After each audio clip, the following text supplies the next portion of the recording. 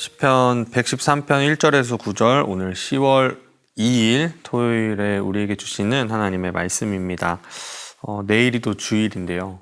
오늘 하루 이 말씀을 묵상하시면서 내일 주일을 준비하면 좋을 것 같아요.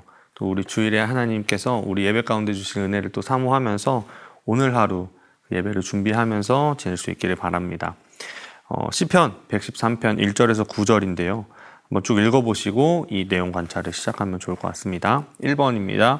여호와의 이름을 찬양하는 시간적, 공간적 제약은 어디까지입니까? 1절에서 3절입니다. 할렐루야, 여호와의 종들아 찬양하라. 여호와의 이름을 찬양하라. 이제부터 영원까지 여호와의 이름을 찬송할지로다.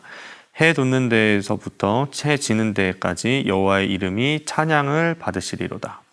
시간적 제약이라고 한다면요, 영원이라고 할 수 있을 것 같아요. 2절에 보면 이제부터 영원까지, 지금 이 노래를 찬양하고 있는 이 순간부터 영원까지 여호와의 이름을 찬양하자라고 이야기하죠. 공간적 제약은 우주입니다. 우주. 해 돋는 데에서부터 해 지는 데까지. 당시에 이 세계의 이 우주관을 생각을 해본다면요, 해가 돋는 데부터 해 지는 데까지는 전체를 이야기합니다. 그럼 지금으로 우리가 얘기하면 우주 전부를 얘기할 수 있겠죠.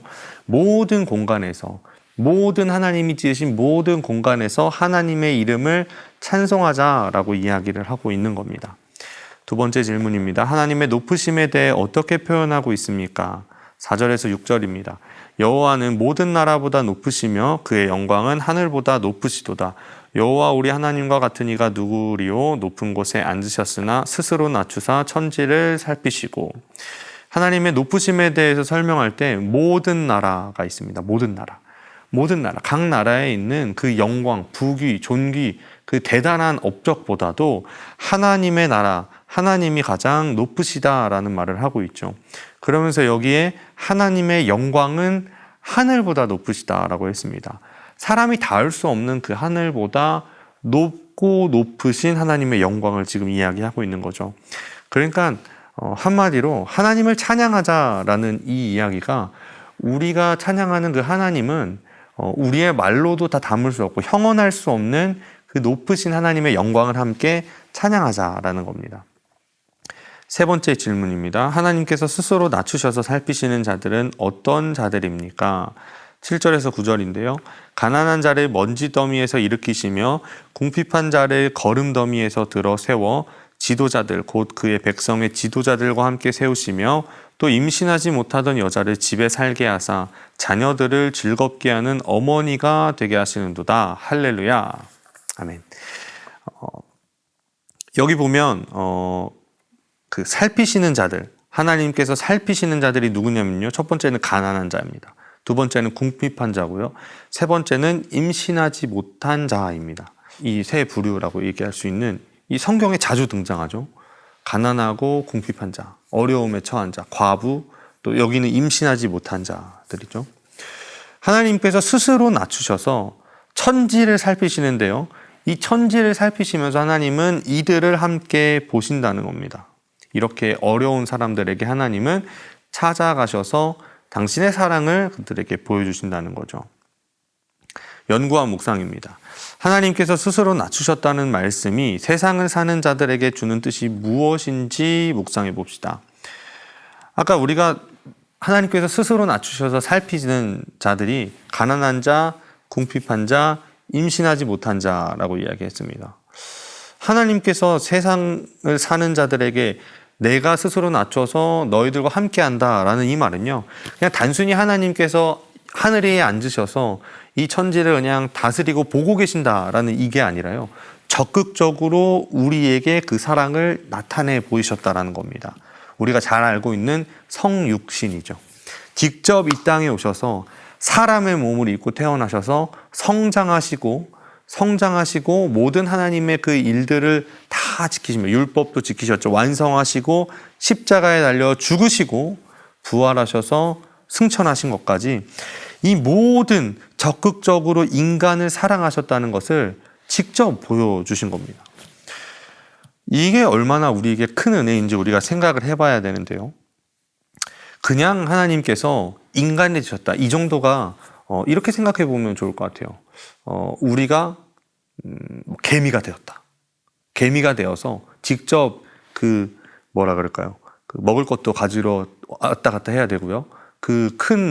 자기보다 몇 배는 큰 음식물들을 들고 집으로 돌아가서 모든 개미들에게 먹을 걸 나눠주고, 인간인 우리가 개미가 될 수 있을까요? 개미가 된다 하더라도 그렇게 하고 싶을까요?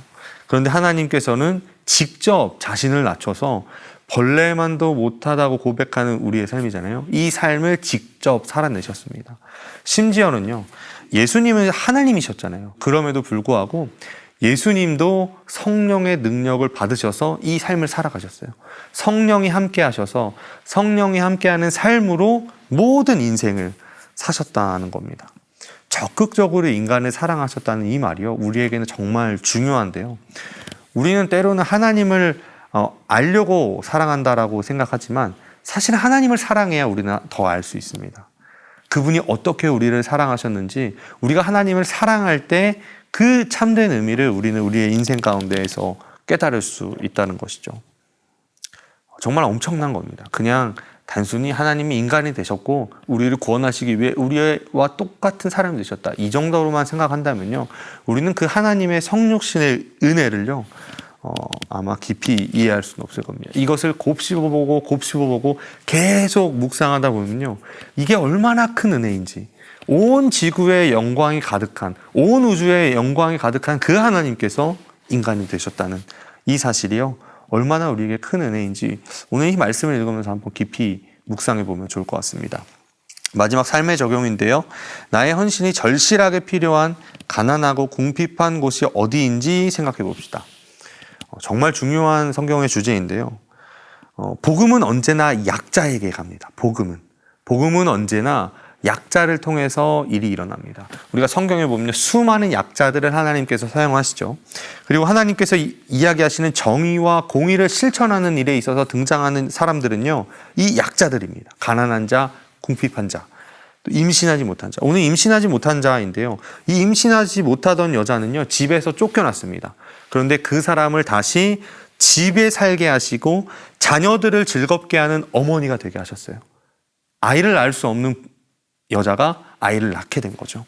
그 지위를 회복하시고 그 해야 할 일들에 다시 이 사람을 돌려놓는 이 일이 바로 하나님께서 우리에게 하신 일이라는 겁니다. 그런 의미에서 복음은 언제나 약자에게 가는데요, 우리가 정의와 공의를 얼마나 실천하고 있는지 한번 돌아봤으면 좋겠습니다. 하나님은 이 정의와 공의를 강물같이, 흐르는 물같이 흘러보내게 하셨어요. 그런데 우리는 얼마나 이 일을 실천하고 있는지 한번 돌아보면서요, 정말 우리에게 필요한 것이 무엇인가 한번 돌아보면 좋을 것 같아요. 특별히 우리 내일 주일이잖아요. 주일 예배 드릴 때 과연 우리의 물질적인 것이 어디에 필요한지, 사실 생각해 보면요, 할 수 있는 것이 정말 많습니다. 우리 교회는 너무 좋은 이 환경에 있는데요, 특별히 우리 국제부 성도님들이 계시잖아요. 이들은 어떻게 보면 지금 이 코로나 시대 가운데에서 정말 이 보이지 않는 사각지대에 있는 사람들이라고 얘기해도 좋을 것 같습니다. 그들에게 우리의 이 재물들을 흘려보내고 공의와 정의를 실행하는 일이요, 아마 우리의 헌신이 절실하게 필요한 곳은 아닐까라는 생각이 듭니다. 그들이 위해서 기도하는 것도 좋고요, 그들을 사랑하는 것도 좋지만 그 사랑을 실제적으로 보여줘야 되잖아요. 그냥 단순히 우리 마음속에서, 머릿속에서 그들을 사랑해야지, 그들을 위해서 기도해야지, 이 정도가 아니라 우리가 가지고 있는 내 이웃을 내 몸과 같이 사랑하는 것을 보여줄 수 있는 좋은 기회가 아닐까라는 생각이 듭니다. 다시 한번 이 말씀을 읽어보시면서요, 우리 이 말씀과 시작과 끝에 있는 한 단어가 있는데 할렐루야입니다. 할렐루야. 오늘 하루 이 말씀을 읽으면서 우리를 구원하시고 또 우리에게 정의와 공의를 행하신 주님께서 우리가 어떻게 살기를 원하시는지를 생각하면서요, 할렐루야, 주님을 찬양하며 하루를 살고 또 내일 예배를 준비할 수 있기를 간절히 소원합니다.